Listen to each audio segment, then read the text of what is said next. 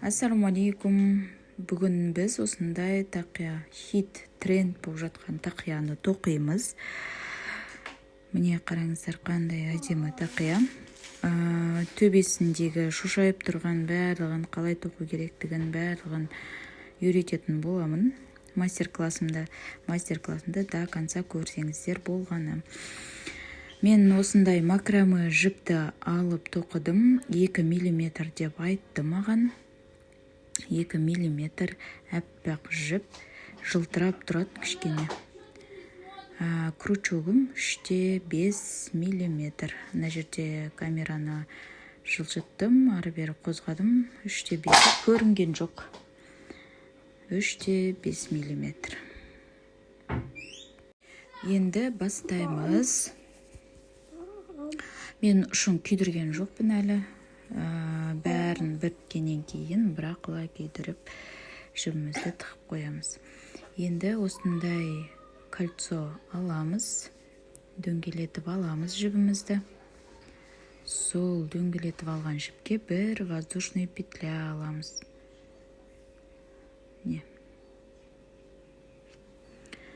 Воздушный петля. Қатты тартамыз, қорықпай тарта беріңіздер. Өзі кішкене созылатын жіп. Қатты тартамыз. Осылай 6 воздушный петля тоқимыз. 6 воздушный петля.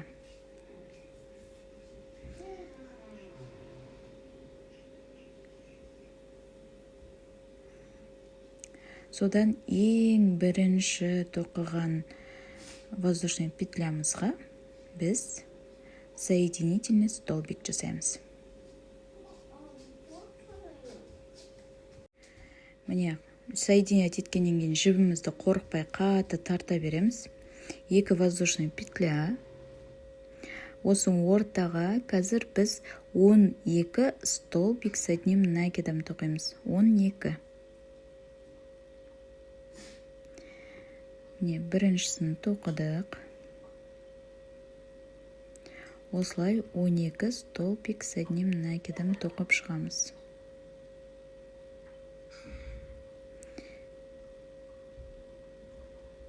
Мен жіпті артына тығып отырдым. Ұзын жібімізді, бас жағын.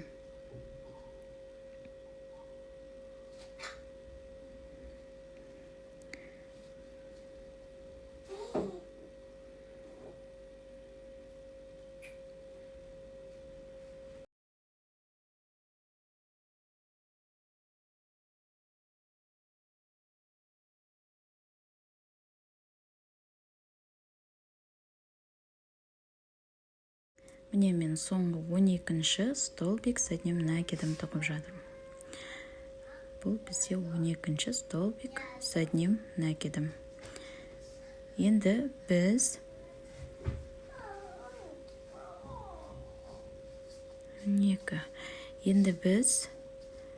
жаңағы 2 воздушный петля емес, одан кейінгі бір столбик с одним накидом тоқыдық. Соған соединительный столбик жасаймыз. Соединительный столбик жасап, қатты тартамыз. Содан 3 воздушный петля аламыз. Қосымша тағы да 2 воздушный петля аламыз. Біз әрбір петляға бір столбик с одним накидом тоқимыз. Бір столбик с одним накидом, 2 воздушная петля, бір столбик с одним накидом, 2 воздушная петля, келесі столбикке бір столбик с одним накидом, 2 воздушная петля. Осылай қатарымыз аяқталғанша жалғаса береді.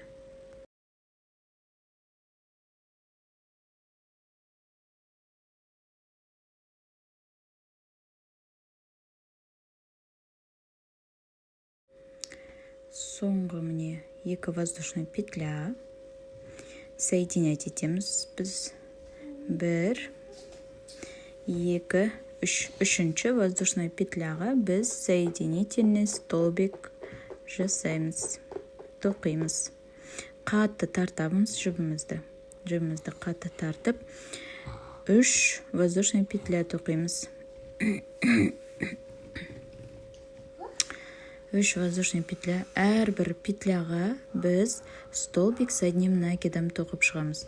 Аркаға 2 столбик с одним накидом, ал столбикке 1 столбик с одним накидом тоқимыз. Аркаға 2 столбик с одним накидом, столбикке 1 столбик с одним накидом. Осылай жалғастырамыз. Аркаға келдік, міне аркаға 2 столбик с одним накидом. Ал столбикке 1 столбик с одним накидом. Осылай қатар аяқталғанша тоқисыздар.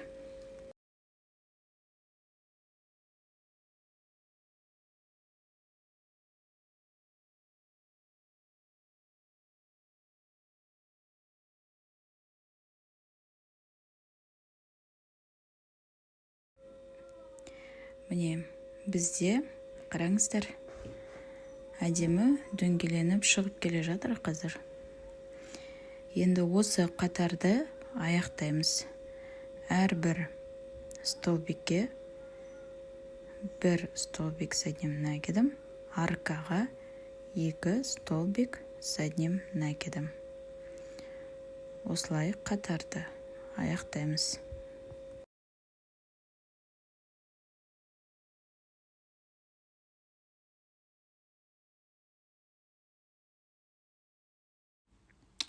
Міне қатарымыздың соңғы аркасына 2 столбик с одним накидом тоқып, осы қатарды соединительный столбикпен аяқтаймыз. 3 воздушный петляға соединительный столбик жасап, 2 воздушный петля аламыз. Енді біз келесі 4-ші қатарымызды рельефный столбик с одним накидом тоқимыз. Яғни оң рельефный столбик с одним накидом, теріс рельефный столбик с одним накидом. Яғни лицевая, изнаночная деген рельефный узормен тоқитын боламыз. Рельефный узорды сіздер YouTube каналдан, Google'дан көрсеңіздер болады. Тоқылу әдісін, техникасын бәрін басқа да видеолардан көрсеңіздер болады. Не? Тоқылу әдісі оң рельефный столбик с одним накидом, теріс рельефный узор с одним накидом.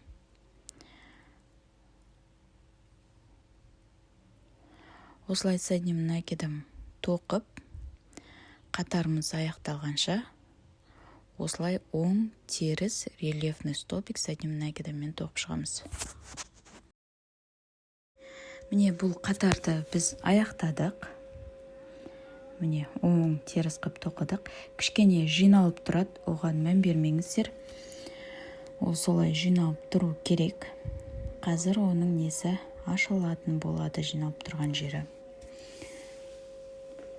Біз ең бірінші рельефный узорымызға, рельефный столбикке соединительный столбик жасап, 3 воздушный петля аламыз. Тура сол воздушный петля алған жерден, соединять еткен жерден біз тағы 1 столбик с одним накидом тоқимыз. Одан кейін 2 воздушный петля, 1 столбик тастап, келесі столбикке біз 1 полу столбик с одним накидом тоқимыз. Одан кейін тура сол жерге тағы да полу столбик с одним накидом тоқып, екеуін біріктіреміз. Сонда полустолбик с двумя накидами деп аталады. Бұл схема полустолбик с двумя накидами деп аталады. Екі воздушная петля, бір столбик тастаймыз, келесі столбикке полустолбик, тура сол жерге тағы да полустолбик, сосын екеуін біріктіреміз. Екі воздушная петля аламыз, келесі столбикке бір полустолбик с одним накидом, тура сол жерге тағы да полустолбик с одним накидом, үшеуін біріктіреміз. Воздушная петля. Осылай, осы қатар аяқталғанша, осылай өзіміз тоқып шығамыз.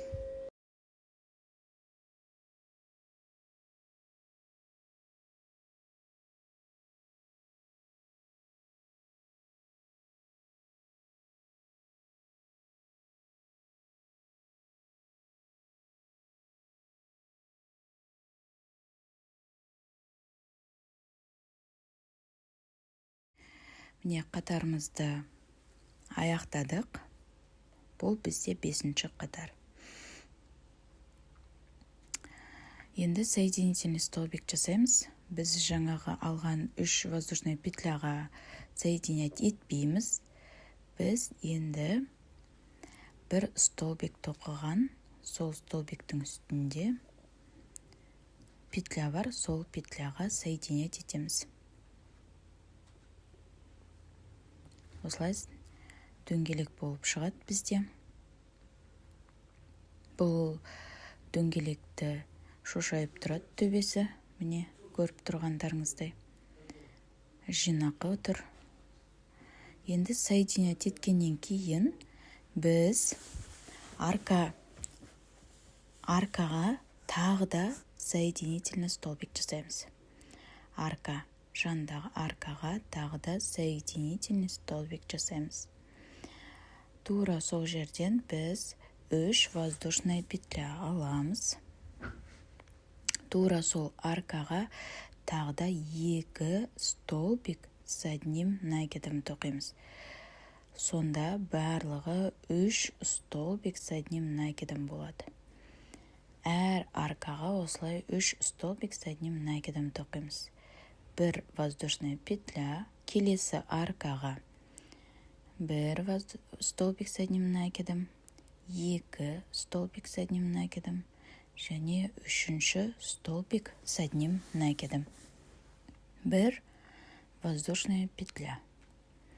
Келесі аркаға дәл осылай 3 столбик с одним накидом тоқимыз.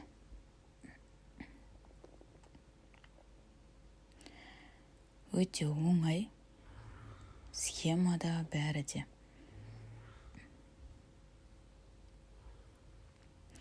Ары қарай өзіміз тоқимыз.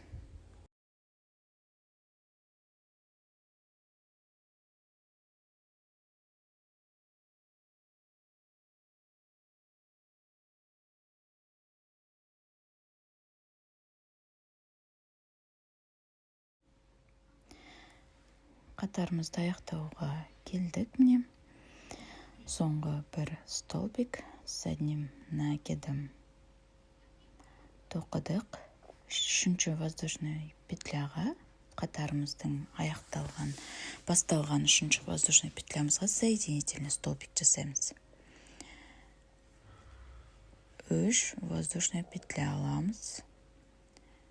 Міне, төбесі осылай шошайып тұрады.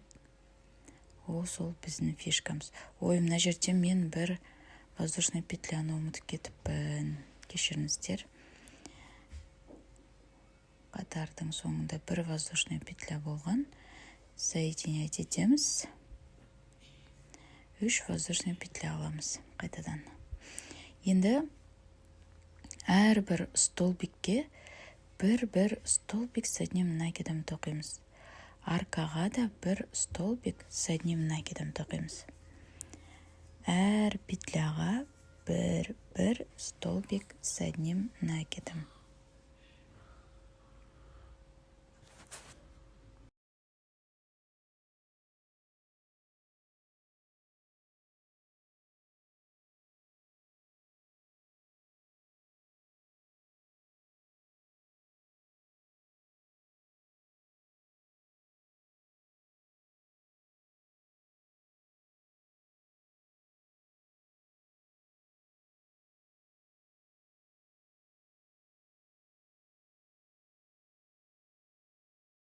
Міне қатарымызды аяқтадық. Енді 1, 2, 3, үшінші воздушный петляға біз соединительный столбик жасаймыз. 3 воздушный петля аламыз. Енді біз мына дөңгелегімізді өлшейміз.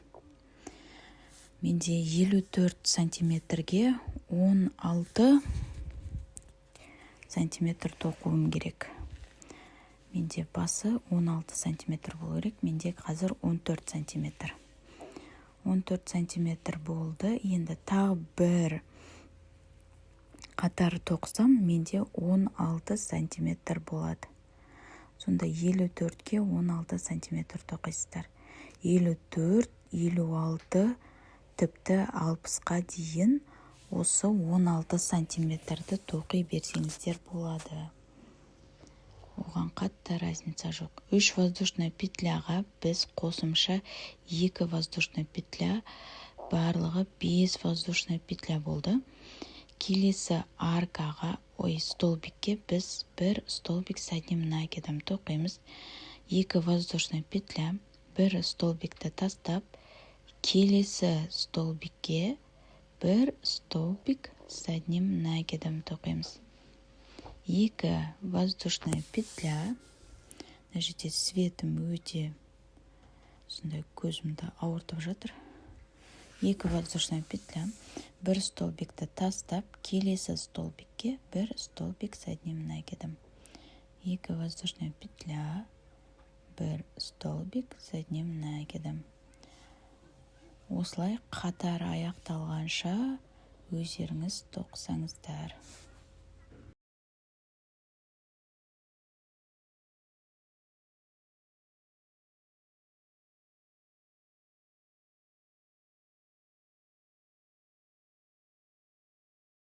Міне біз соңғы 2 воздушный петля алдық. Енді қатарымыздың 3 воздушный петлясына соединительный столбик жасаймыз. 3 воздушный петля аламыз. Енді тақиямызды өлшейміз. 16 сантиметр бізде шығу керек. 16 сантиметр бізге 60-қа дейін болады. 60-шы размерге дейін болады. Ровно 16 сантиметр шықты. Енді келесі қатарымызды біз төмен қарай түсіп кетеміз. Бұлай аркадан алмаймыз. Аркадан алатын едік. Енді мынау әрбір столбикті көріп тұрсыздар ма? Петляларды көріп тұрсыздар ма? Сол өрім, өрім сияқты болып тұр. Өрім. Енді сол өрменің ішкі жағындағы петляға столбик с одним накидом тоқимыз. Әрбір өрменің ішкі жағындағы столбик с одним накидом тоқимыз соларға.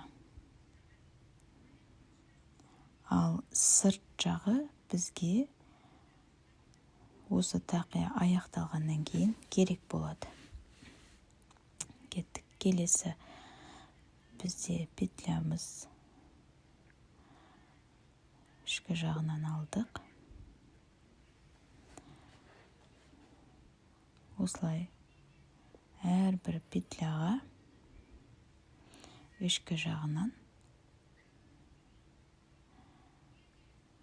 столбик с одним накидом болып тоқимыз.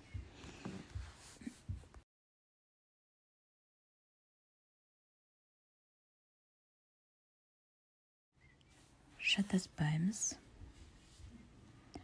Екеуін бірге алып жүрмеңіздер. петляның тек ішкі жағына ғана тоқимыз.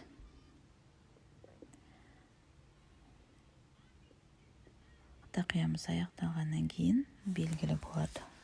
Не үшін? Оны біз қалдырғанымызды.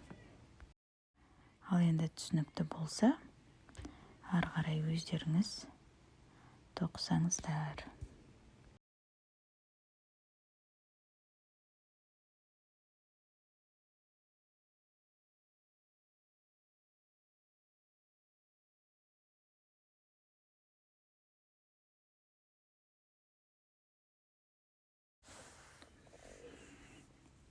Қатарымызды аяқтадық. Енді үшінші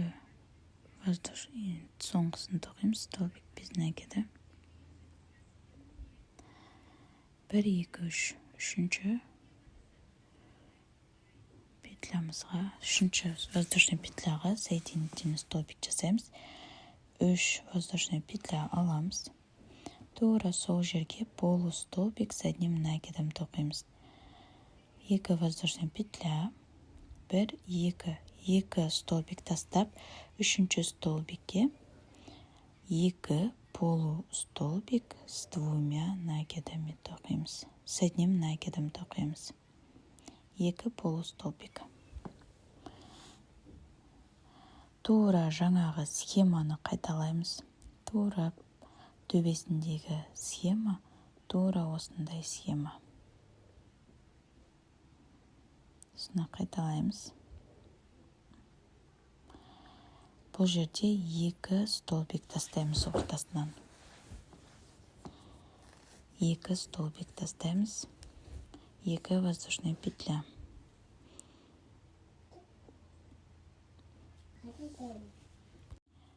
Ары қарай түсінікті болса, ары қарай өзіміз тоқысақ.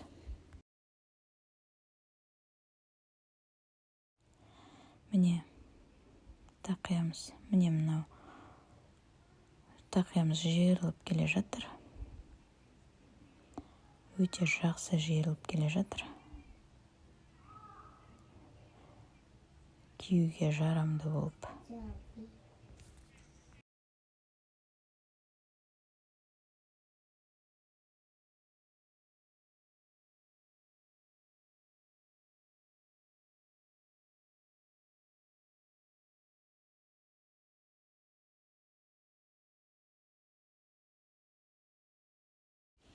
Бұл қатарымызды міне аяқтадық. Соңғы полустолбик с одним накидом тоқимыз. 2 петля тастаймыз. Үшінші петляға 2 полустолбик с одним накидом тоқимыз. 2 воздушный петля, 2 петля тастадық. 1, 2, 3. Үшінші воздушный петляға тоқымаймыз. Біз бірінші столбик с одним накидомның үстіндегі петляға соединительный столбик жасаймыз. Енді аркаға тағы да соединительный столбик жасаймыз. Арканың ішіне воздушный петля аламыз. Тура сол аркаға тағы да 2 столбик с одним накидом тоқимыз. Бізде барлығы 3 столбик с одним накидом болады сонда.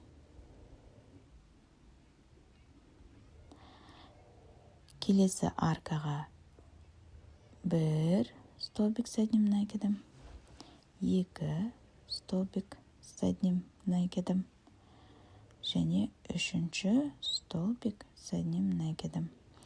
Келесі аркаға осылай 3 столбик с одним накидом тоқимыз. Воздушный петля жоқ бізде бұл жерде.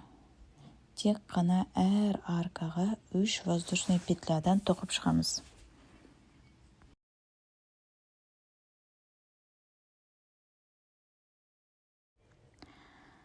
Соңғы аркамызға, қатарымыздың соңғы аркасына 1 столбик с одним накидом, 2 столбик с одним накидом, және үшінші столбик с одним накидом. Енді үшінші воздушный петляға соединительный столбик жасаймыз. Қатты тартамыз. 1, 2, 3 воздушный петля аламыз. Не, тақаймыз, формасына келіп жатыр ақырын. Міне тура осы қатар міне қайталап жатырмыз. Енді әрбір столбикке жай ғана әрбір петляға жай ғана бір столбик с одним накидымнан тоқып шығамыз. Әр петляға бір столбик с одним накидом. Әр петляға бір столбик с одним накидом. Осылай қатарымызды аяқтағанша өзіміз тоқып шығайық. Қатарымызды аяқтадық. Не? Аяқтадық. Үшінші столбикке столбик с одним накидом. Соединительный столбик жасаймыз. 3 воздушный петля. Тағы бір. Енді тура осына тоқимыз. Тағы бір воздушный петля алдық. Ортадан бір петля тастаймыз. Бір столбик с одним накидом, бір воздушный петля. Бір столбик тастаймыз. Келесі столбикке бір столбик с одним накидом, бір воздушный петля. Бір столбик тастаймыз. Келесіне бір столбик с одним накидом, бір воздушный петля. Келесіне бір столбик с одним накидом, бір воздушный петля. Осылай қатарымыз аяқталғанша тоқып шығамыз.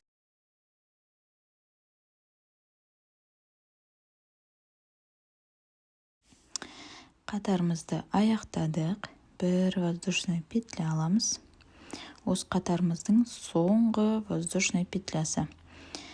Енді осы қатарымызды аяқтау үшін біз 1, 2, 3, үшінші воздушный петляға соединительный столбик жасаймыз. Және 3 воздушный петля аламыз. Енді қараңыздар, тура осылай тоқимыз. Әрбір петляға бір столбик с одним накидом тоқимыз. Аркада бір воздушный петля. Оған бір столбик с одним накидом тоқимыз. Әр петляға бір столбик с одним накидом. Камерамды жөндеп алайын. Кеттік. Бір арка бізде бір столбик с одним накидом. Келесі петлямызда столбик с одним накидом. Аркада столбик с одним накидом. Одан кейін петляда бір столбик с одним накидом. Аркада бір столбик с одним накидом. Петляда бір столбик с одним накидом. Осылай жалғастырып, қатарымыз аяқталғанша өзіміз тоқимыз.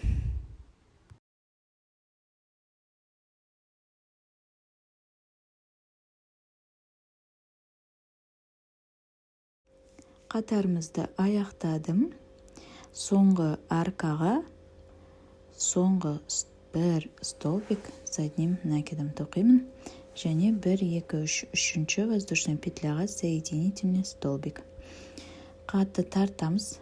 Енді біз қатарымызды мөлдем тақиямызды аяқтаймыз. 2 воздушный петля. Накид аламыз.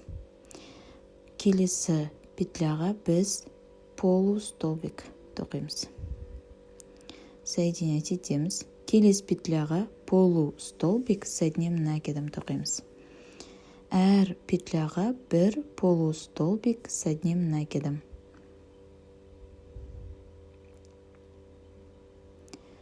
Осылай накид аламыз. Петляға жібімізді шығарамыз петлядан.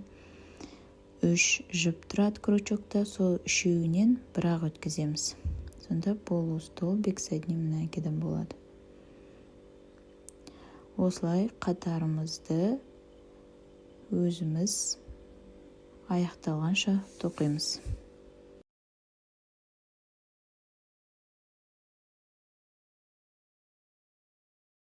Қатарымызды аяқтадық. Соңғы 2 петлямыз қалды. 1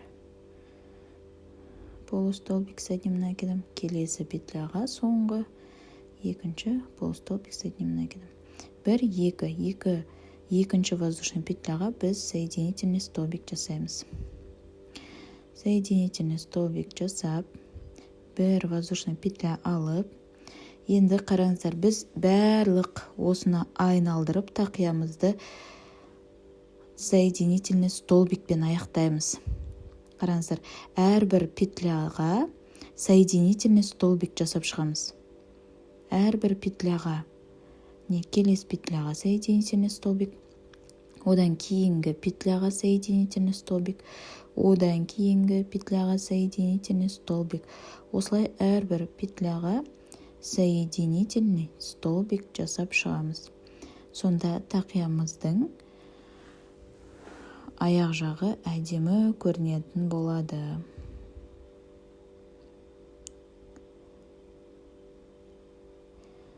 Өзіміз тоқимыз.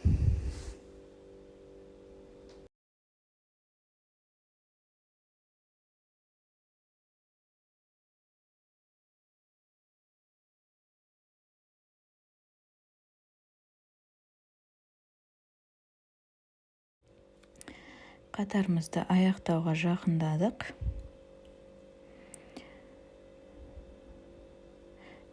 Соединительный столбикпен. Менде аяқ жағы түсініксіз болып кетті. Сол үшін соединительный столбик жасаған жерінден тағы да соединительный столбик жасап, бір воздушный петля алып, жібімді кестім. Қараңыздар, тақиям қандай тақия болып шықты, әдемі, сондай узорларымен әдемі тақия болып шықты. Бізде ана жері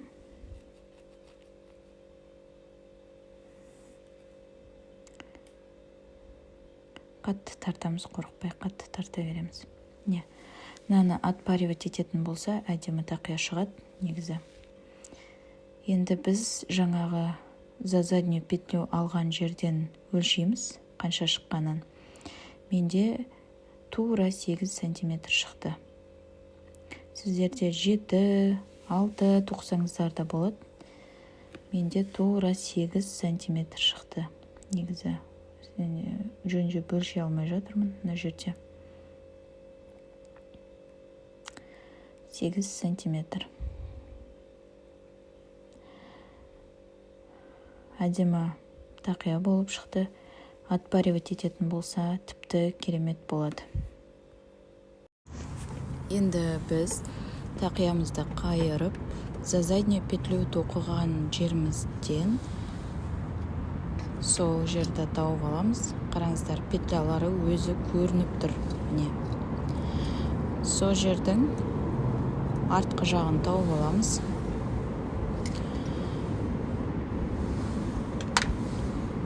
Бұны да біз крючогымыз шығарып, бір воздушный петля аламыз да, бұның барлығын айналдырып, біз соединительный столбик қылып жасайтын боламыз. Соединительный столбик жасаймыз. Барлығын айналдырып түгелдей. Бірде-бір петля қалдырмаңыздар. Артық та болып кетпесін. Кішкене шатасу да болады осы жерде. Осы жерді арка қылмай, өздеріңіз қалаған узорды, өздеріңізге көрінетін узорды қарап, тоқып, солай істесеңіздер болады. Тіпті бір столбик с одним накидом қылып тоқсаңыздар да болады за заднюю петлю. Сол кезде ар жағындағы петляға тоқисыздар, сонда бер жағындағы петлялар сіздерге анық көрінетін болады. Мен мына жерде қазір маған да көріну қиын болып тұр.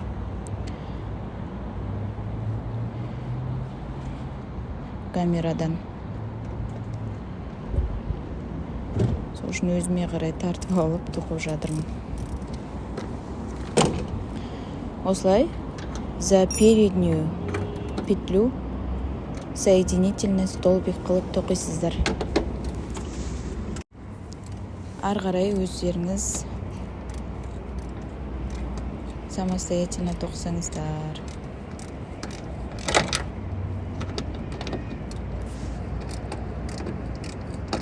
артық болып кетсе өзі көрінеді.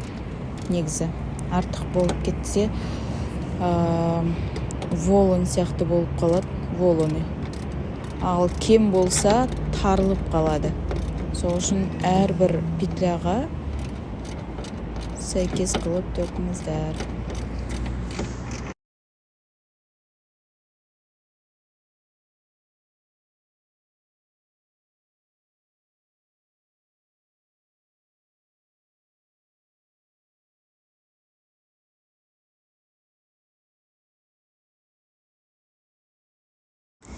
Біз міне соединительный столбикімізді аяқтадық.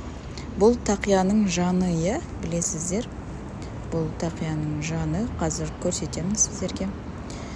Соңғы соединительный столбик. Содан кейін соединять етіп бұны да. Бағана бір воздушный петляға соединительный столбик жасаймыз да. Тағы бір воздушный петля алып. Получился. Жібімізді кесеміз. Кескеннен кейін әдемі етіп тығамыз арасына.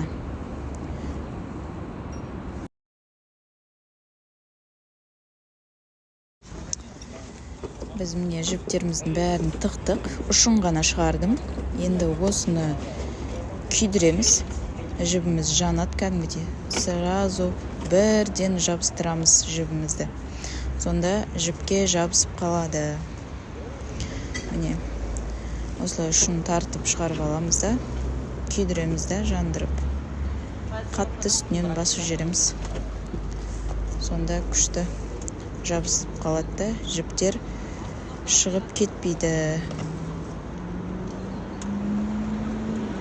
Енді біз тақиямызды түгелдей толығымен аяқтадық. Міне біз жаңа тоқыған жеріміз. Міне үсті, ортасы, аяғы. Әдемі тақия шықты. Міне қазақ үй формасындағы. Осылай формасын ұстап тұрады. Егер бұны паритетіп үтікке жақсылап үтіктейтін болсаңыздар, керемет тақия болып шығады.